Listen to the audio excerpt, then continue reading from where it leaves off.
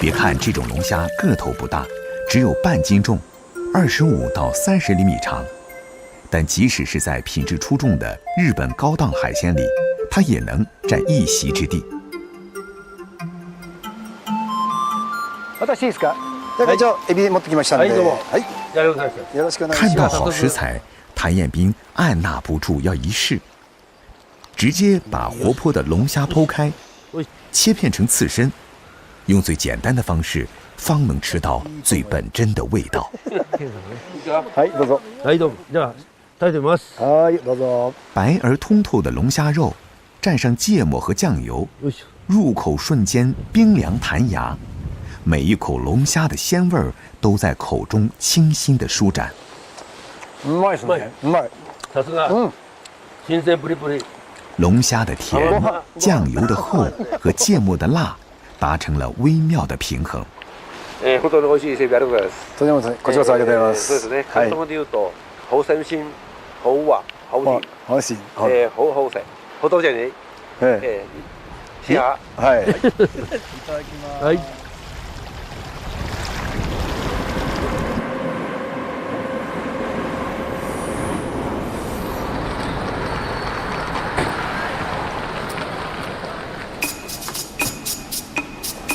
好食材必须配上好厨艺，才能互相成就。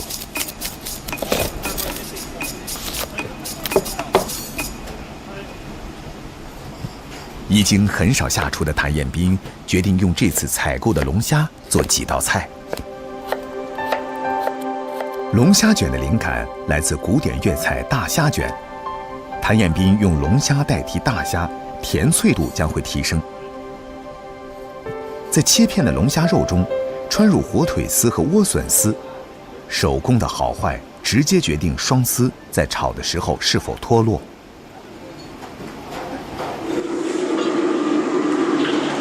粤菜炒菜讲究火候，谭彦斌把3种不同食材的熟度都控制得刚刚好。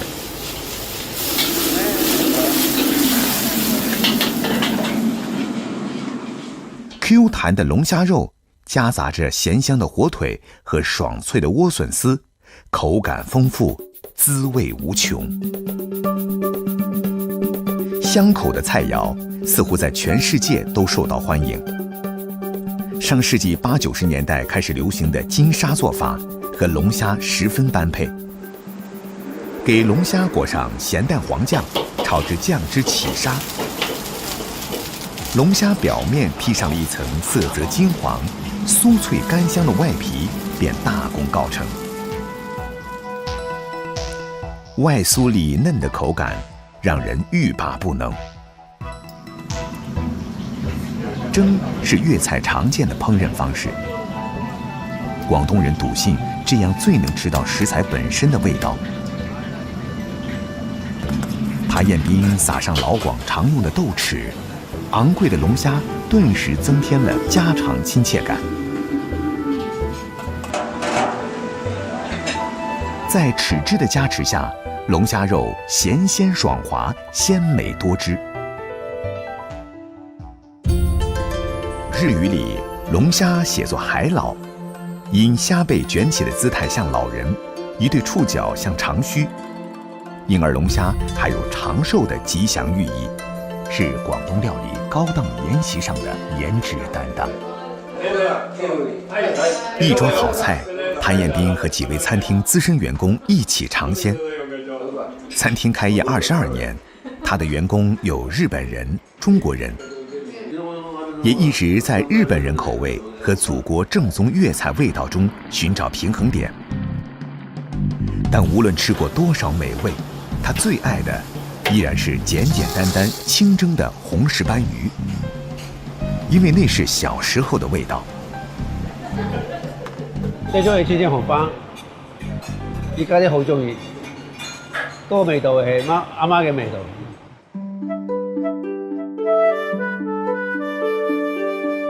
谭彦斌受同学邀請，回到了位于横滨的全日本最大的中华街，自己长大的地方。在这个140年历史的街区，他的父母是早期的移民。生まれは横浜中華街。山下町。横浜市中区山下町の中華街の中ですね。両親の生まれたとこは広東省。因為我啲鄉下從香港回嘅，用美學從回。这里是他小时候来喊打麻将的父亲回家吃饭的地方。喺嗰度住咗10年咧，我喺嗰度出生嘅。在小学同学的陪伴下，谭彦斌在路上不断地被2种人认出，一种是视他为偶像的年轻厨师，一种是同龄的老同学、老邻居。当游客在中华街寻找中国味道的时候，广东华侨后代已经逐渐迁走，融入日本的生活。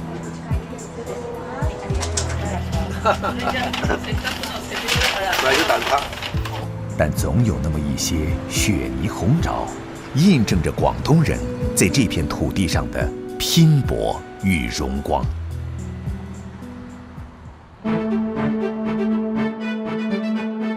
食物承载着人类最丰富的情感，从家乡到他乡，记忆中的味道总是没有办法被替代。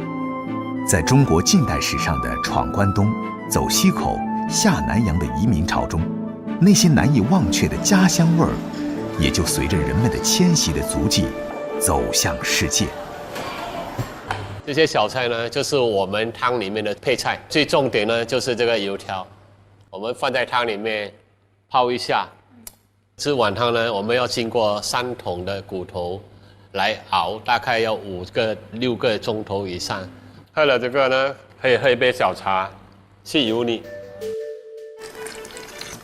潮汕籍华人魏松豪的这碗清汤，在新加坡称之为茶。自上个世纪80年代起，这一碗有肉的茶就红遍了世界。肉骨茶有3种的口味，第一种是广府，广府的是有中药味啊。第2种呢是福建，福建是汤比较属于黑一点啊，没有任何药味。第3种就是潮州式啊，就是有胡椒、蒜头。看似普通的一碗汤，似茶非茶，它饱含了华人下南洋谋生的艰辛，述说着一段段感人的故事。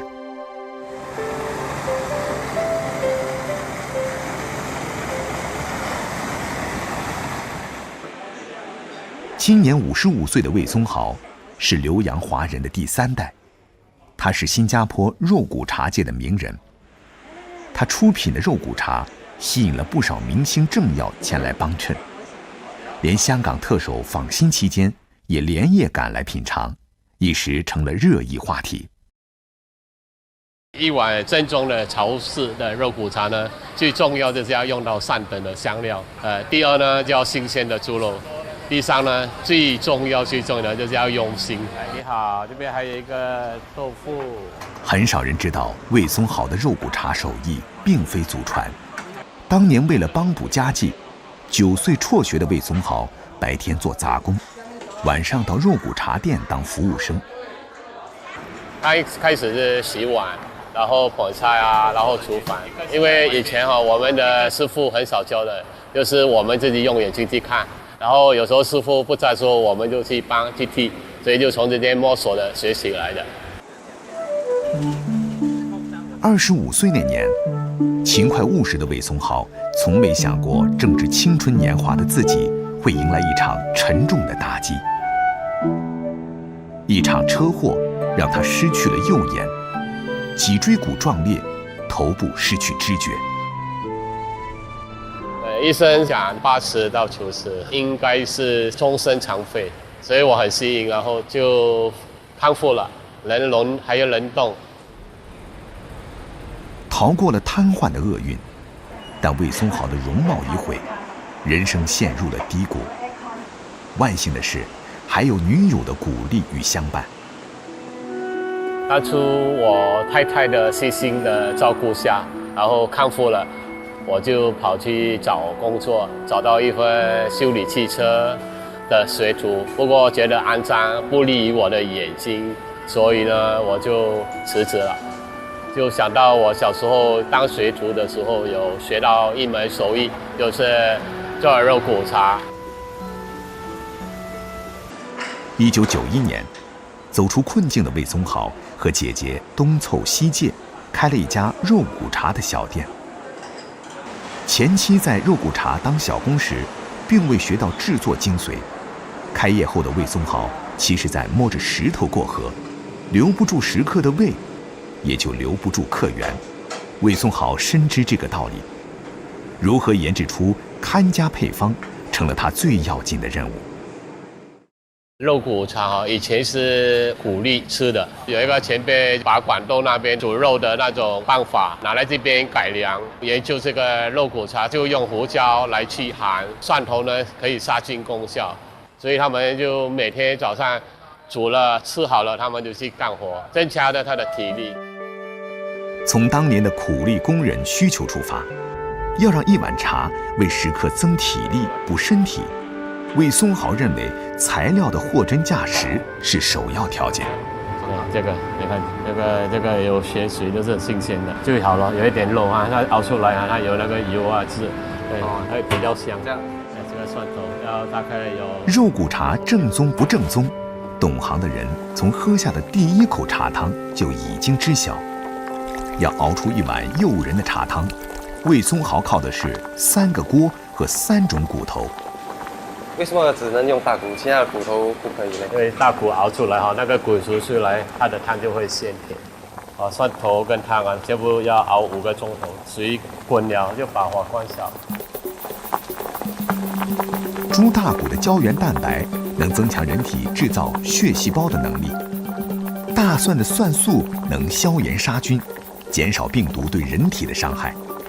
大骨和蒜头经过5个小时慢熬后，汤水被移到另一个大锅里继续熬制，选择脊椎骨作为汤底的第2次熬制材料，再加上马来西亚当地的胡椒，熬出来的汤底热辣鲜香。最后把煮好的排骨段和汤底大火煮开，一碗色香味俱全的肉骨茶就此诞生了。一碗茶汤，魏松豪煮了将近30年。如今的肉骨茶早已从为苦力工人提供营养，华丽转身为新加坡的地道美食。而魏松豪不仅用这碗茶汤实现了自己的理想，也用这碗茶汤养育了他的一家大小。其实我也是告诉爸爸说，我要接手。当时他还反对呢。我们从小到大都会在那边吃，如果我们没有了，下一代就不能品尝到什么是传统的肉骨茶。操劳半辈子的魏松豪深知餐饮的艰辛，为了圆儿女的心愿，他选择放弃退休。在魏松豪看来，食物就是一种传承，无论如何创新，他都希望食客能在这碗茶汤里喝出记忆中的味道。因为我觉得我把最好的食物烹饪给顾客吃，然后顾客吃了很开心，然后我很有满足感。